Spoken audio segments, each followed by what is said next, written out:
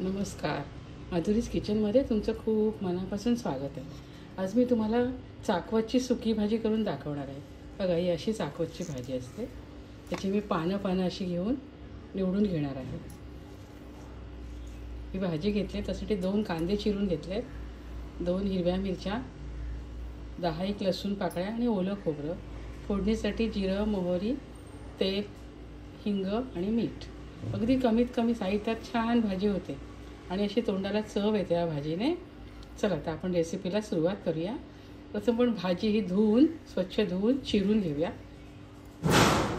इथे पॅनमध्ये 2 चमचे तेल घेतलं होतं. तेलावर मोहरी आणि हिंग घातला आणि लसूण आणि मिरची घातली होती, ठेचून घेतल्या होत्या. आता आपण यावर कांदा घालूया.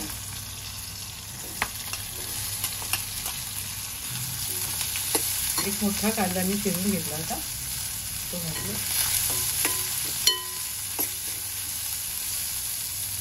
कांदा जरा मऊ होऊन देऊया. आपण त्यावर झाकण ठेवूया. मिनिटभर झाकण ठेवूया.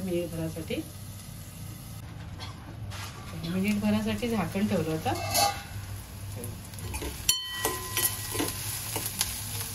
आपण यावर चाकवतची भाजी घालूया.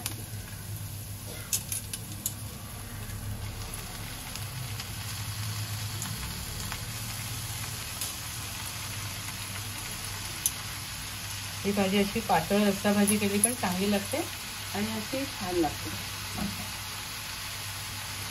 थोडंसं मीठ घालूया.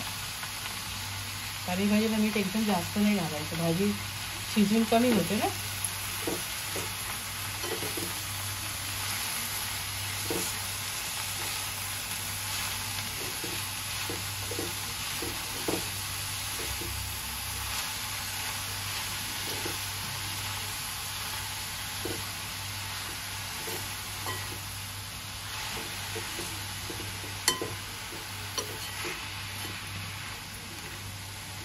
त्यामुळे यावर झाकण ठेवूया.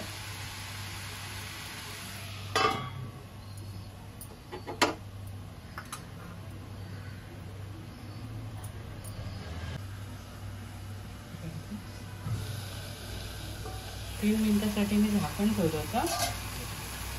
तर भाजीला पाणी पण सुटलं. त्या पाण्यात भाजी तयार होते. थोडंसं आपण खोबरं घालूया. मी सुकं खोबरं घालते 2 चमचे. तुम्ही ओलं खोबरं किंवा शेंगदाण्याचं कूट घालू शकता. म्हणजे साधी सोपी रेसिपी आहे पण चवीला खूप छान लागते. आपल्याला बरं नसेल, काही खावंसं वाटत नसेल ना, तर अशी सुकी भाजी पण छान लागते. भाकरी बरोबर वगैरे पण मस्त लागते.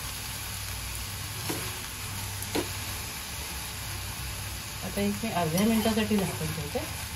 आपण खोबरं घातलंय ना.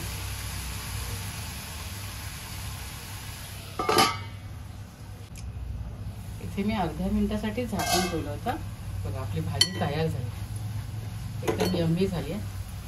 अगदी कमीत कमी साहित्यात, कमीत कमी वेळात एकदम चविष्ट भाजी तयार होती.